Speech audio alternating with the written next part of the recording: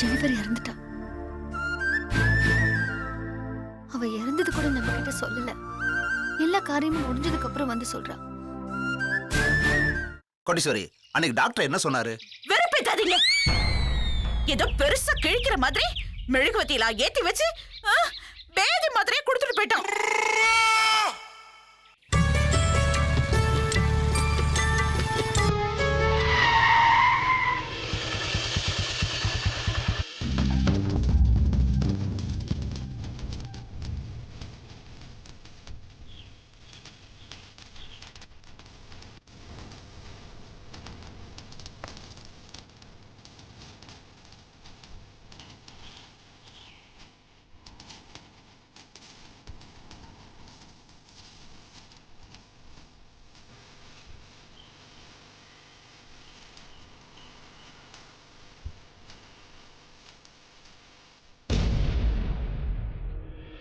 ஏய் இறங்கடி, இறங்க.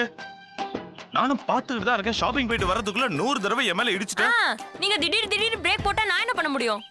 பின்ன பிரேக் போடாம குறுக்க வரவங்க மேல ஏத்த சொல்றியா? வேணாம், நானே உங்க வண்டி முன்னாடி நிக்கிறேன். என் மேலேயே ஏத்திட்டு போங்க. பெரிய ஃளைட் ஓட்டுறதா நினைப்பு மனசுல. இந்த ஓட்ட பைக்கை வச்சுட்டு ரோட்ல பஸ்ஸுக்கும் ஆட்டோக்கும் நடுவுல சர்ருபுருன்னு போறீங்க. இதுல நான் உங்க மேல சாயறேன்னு குறை வேற.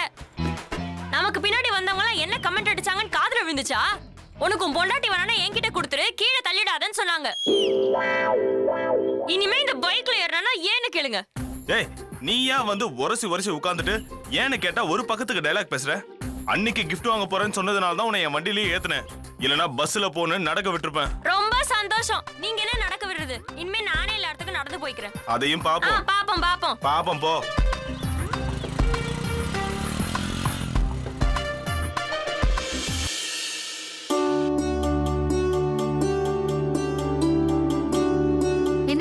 சண்டை போட்டுட்டு இருந்த? இந்த வீட்ல வேற யாரோட சண்டை போட போறேன்? யார் கூட சிரிச்சு பேசணும்னு நினைக்கிறனோ அவர் கூட தான் சண்டை போட்டு வரேன். என்னடி கையில? இத மறந்துட்ட பாருங்க. உங்களுக்கும் தேனா காக்கும் தான் வாங்கிட்டு வந்தேன். என்னது? இத புடிங்க. என்ன இது? எல்லாரும் குழந்தை பிறந்ததுக்கு அப்புறம் தானே gift கொடுப்பாங்க. நான் அதுக்கு முன்னாடியே வாங்கிட்டு வந்துட்டேன். இதுல எல்லாம் இருக்கு. தொட்டிலு, சங்கு, ஃபீடிங் பாட்டில், குழந்தைக்கு என்னெல்லாம் தேவையோ எல்லாம் இருக்கு. சமத்துடி நீ. உங்க குழந்தைக்கு நீங்க தான் யூஸ் பண்ணணும். ஓகே? கண்டிப்பா. சரி, இத நான் தேனக்கா கிட்ட கொடுத்துட்டு வந்துறேன். போ. அதுக்குள்ள அவசரத்தை பாரு.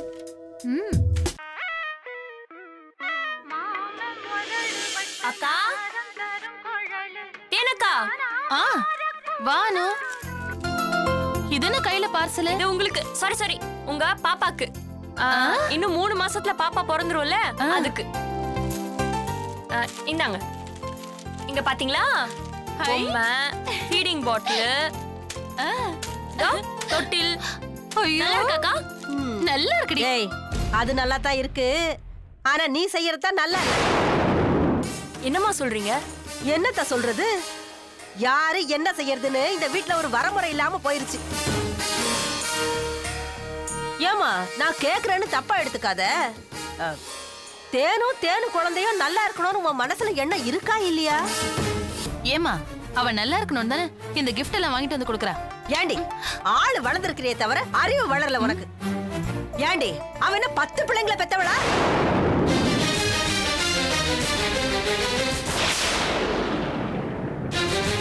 கிஃப்ட் கொடுக்கறதுக்கும் புள்ள பெத்துக்கிறதுக்கும் என்னமா தொடர்பு இருக்கு?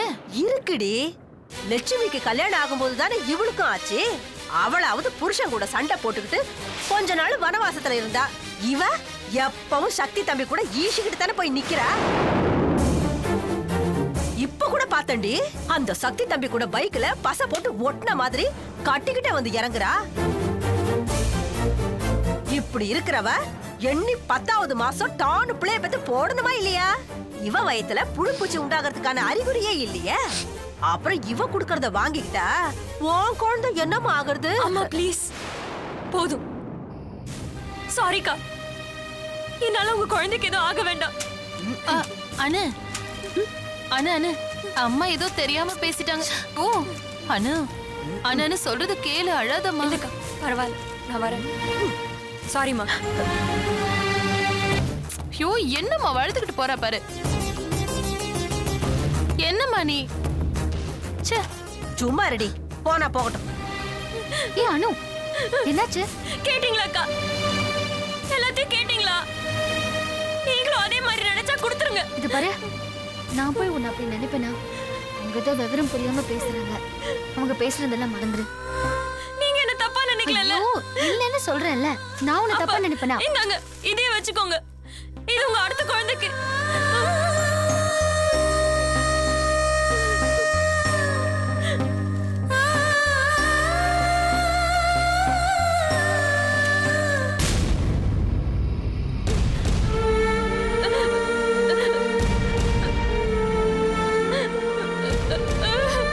ஏண்டி அவன 10 பிள்ளைங்களை பெத்தவளா? இவ எப்பவும் சக்தி தம்பி கூட உரசிக்கிட்டு தானே போய் நிக்கிறா. இப்படி இருக்கிறவ எண்ணி 10வது மாசம் டானு பிள்ளைய பெத்து போடணுமா இல்லையா? இவ வயித்துல புழுப்பூச்சி உண்டாகிறதுக்கான அறிகுறியே இல்லையே. அப்புறம் இவ குடுக்கறத வாங்கிக்கிட்டா உன் குழந்தை என்னமா ஆகுறது?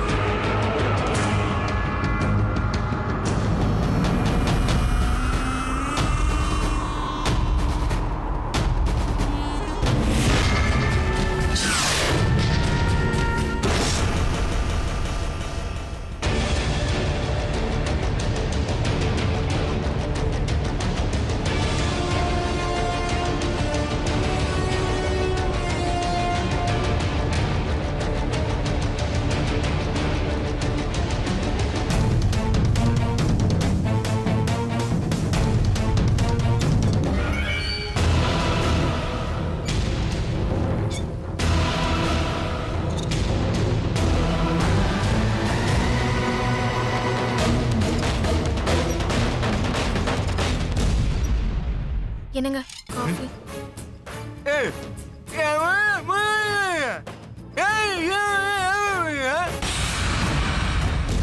என் முகத்துல நீங்க முழிக்க வேண்டாம். காஃபி வச்சுட்டு போறேன், குடிச்சிருங்க.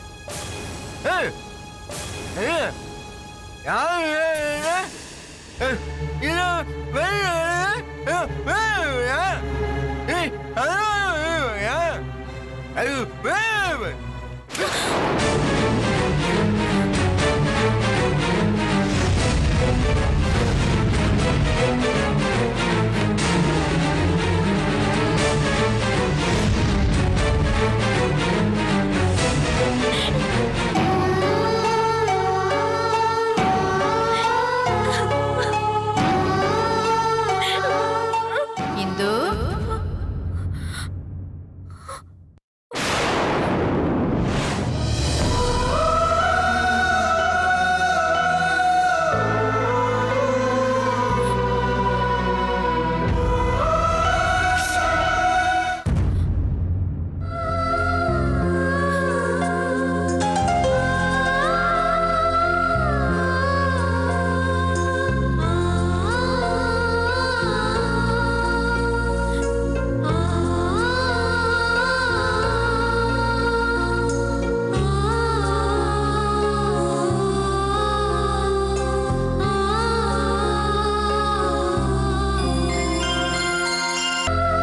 இந்தாங்க, முகத்தை தொடச்சுக்கோங்க.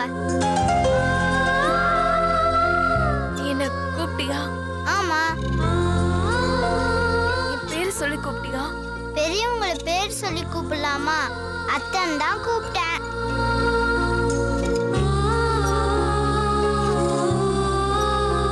எனக்கு அத்தையே கூப்பிட்ட மாதிரி இருந்துச்சு. அழுவுறீங்க?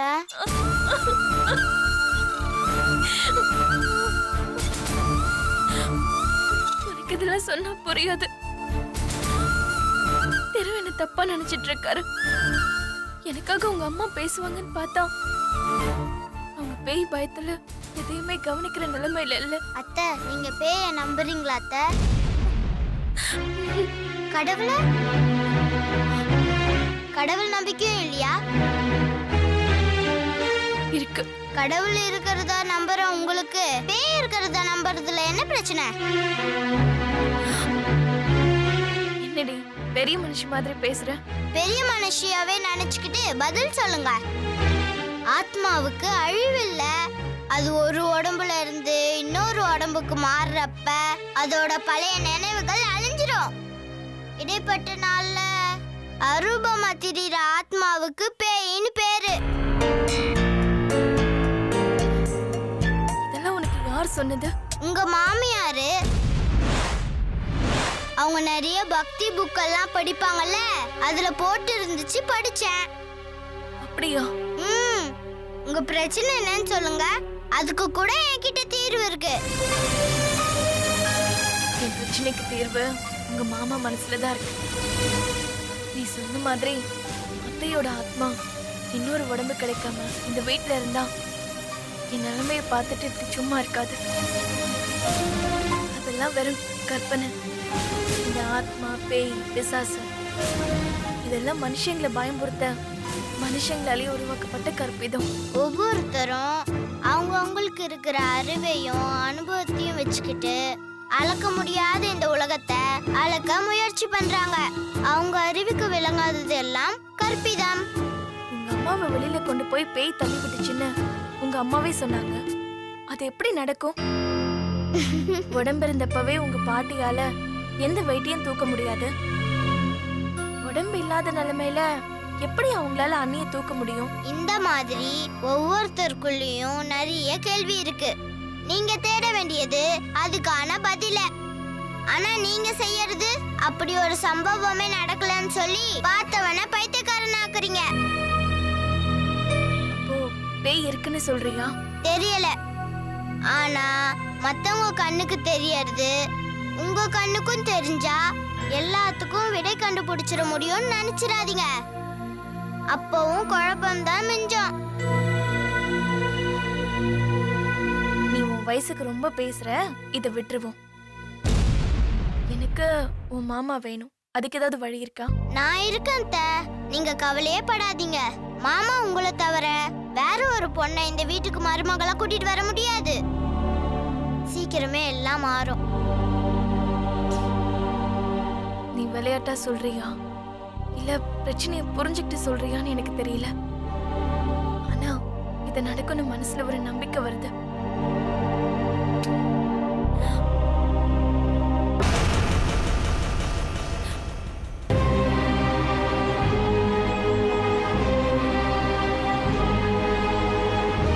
நான் இந்த வீட்டை விட்டு போறதுக்கு முன்னாடி உன்னை தீரு கூட சேர்த்து வச்சுட்டு தான் போவேன்.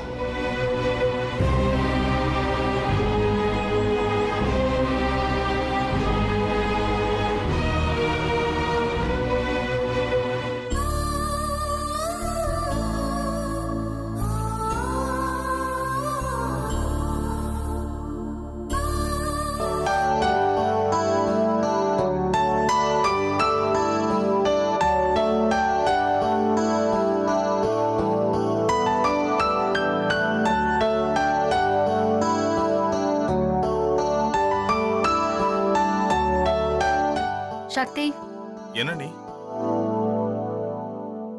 எல்லாத்துக்கும் ஒரு லிமிட் இருக்கு சக்தி. எதை பத்தி சொல்றீங்க? உன் வாழ்க்கைய பத்தி தான் சொல்றேன். நீ விளையாட்ட நினைக்கிற விஷயம் இன்னொருத்தர ஆழமா காயப்படுத்தும்னா அது விளையாட்டு இல்ல. அது எப்படி விளையாட்டை எடுத்துக்க முடியும்? அனுஷ்கா ஏதாவது புலம்புனாளா? அவருக்கு ஏதோ ஒரு பொண்ணு கூட தொடர்பு இருக்குன்னு சொன்னாளா?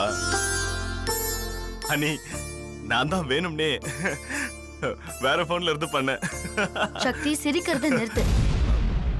உன்னால அவ அவமானப்பட்டு நிக்கிறா. என்னாலயா? நான் என்ன பண்ண? எனக்கும் வெற்றிக்கும் கல்யாணம் நடக்கும் போது தானே உனக்கும் அனுஷ்காவுக்கும் கல்யாணம் நடந்துச்சு. அவ வயித்துல ஒண்ணும் இல்லையேன்னு இப்பவே தேனக்கு அம்மா பேச ஆரம்பிச்சிட்டாங்க. நாம இப்ப அவங்களுக்கு பதில் சொல்லிடலாம். ஆனா இதே கேள்வி கேட்கலனாலும் அத்தைக்கும் மாமாக்கும் இருக்கும்ல.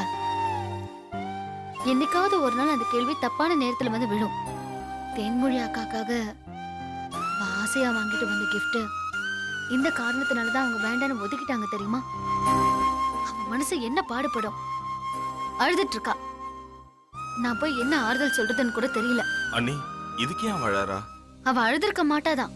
இதே பழைய அனுஷ்காவா இருந்திருந்தா இந்நேரம் அவளை குறை சொன்னவங்கள வார்த்தையாலே குத்தி கிழிச்சிருப்பா. உன் காதல் அவளை மாத்திருச்சு. அதான் பதில் சொல்லாம உள்ளுக்குள்ள இருக்கிற பிரச்சனையும் சொல்லாம ரூம்குள்ள போய் கதவை சாத்திக்கிட்டு அழுதுட்டு இருக்கான். சாரி அண்ணி. எனக்கு எதுக்கு சாரி சொல்ற? போய் அவகிட்ட உண்மையை சொல்லு. அன்பை வெளிப்படுத்த தெரியாம தான் ஒருத்தர் புரிஞ்சுக்க முடியாம போகுது. நீ ஏன் அதை ஒளிச்சே வச்சிட்டு இருக்க? என்னோட விளையாட்டு அவளை எப்படி காயப்படுத்தும் நான் நினைக்கவே இல்லை அண்ணி. சரி, நடந்ததை மறந்துரு. இனிமே நடக்க போறதை யோசி. அவ இப்போ மேல கோவமா இருப்பா. போய் பக்குவமா பேசி மன்னிப்பு கேளு. அவ புரிஞ்சுப்பா. புரிஞ்சுப்பாளா? இவ்வளவு நாள் அவகிட்ட பொய்யா நடிச்சிட்டு இருந்த. அப்பா இல்லாத தயக்கம் இப்ப ஏன் வருது உனக்கு? இல்ல நீ அவ ஏதாவது சொல்லிடுவாள்னு ஒரு சின்ன பயம். இது பாரு சக்தி, பொய்யில ஆரம்பிச்சா கடைசி வரைக்கும் உண்மையை சொல்ல முடியாமலே போயிடும். ஒரு கட்டத்துல துணிஞ்சு உண்மையை சொல்லிட்டோம்னா பிரச்சனை அதோட முடிவுக்கு வந்துடும். இல்லனா நம்ம காலம் முழுக்க நெஞ்சில சுமந்துக்கிட்டே தெரிய வேண்டியதுதான். எது வேணும்னு நீயே யோசிச்சுக்கோ.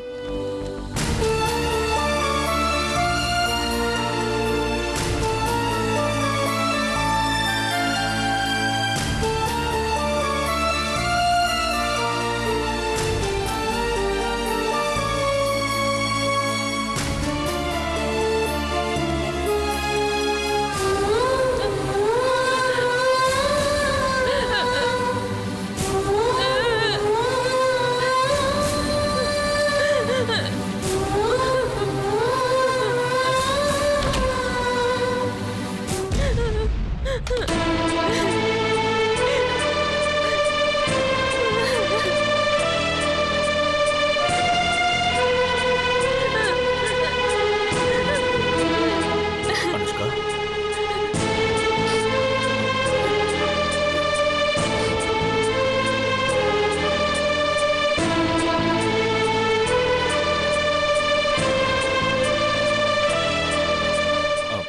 அனுஷ்கா,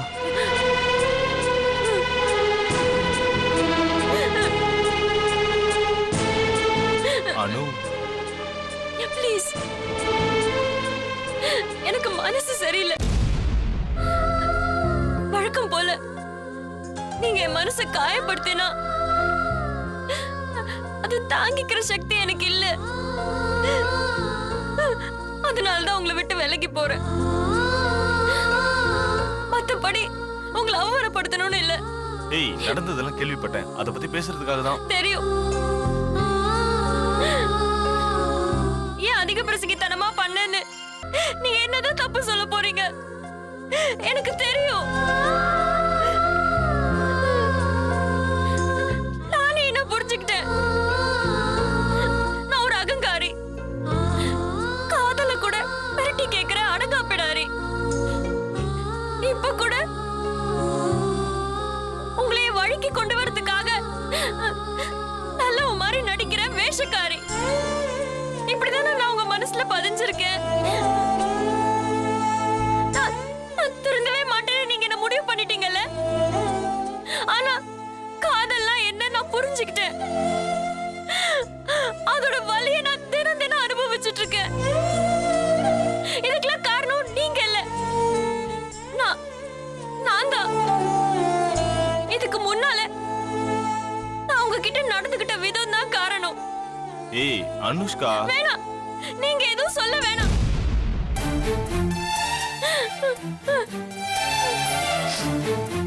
என்ன எப்போ உங்களுக்கு முழுசா நம்ப தோணுதோ அப்ப நம்பினா போதும். நான் வெயிட் பண்றேன். இனிமே அன்பை உங்ககிட்ட நிரூபிக்க நான் முட்டாள்தனமா எதுவும் பண்ண மாட்டேன். உங்க சந்தோஷத்திலே தலையிட மாட்டேன்.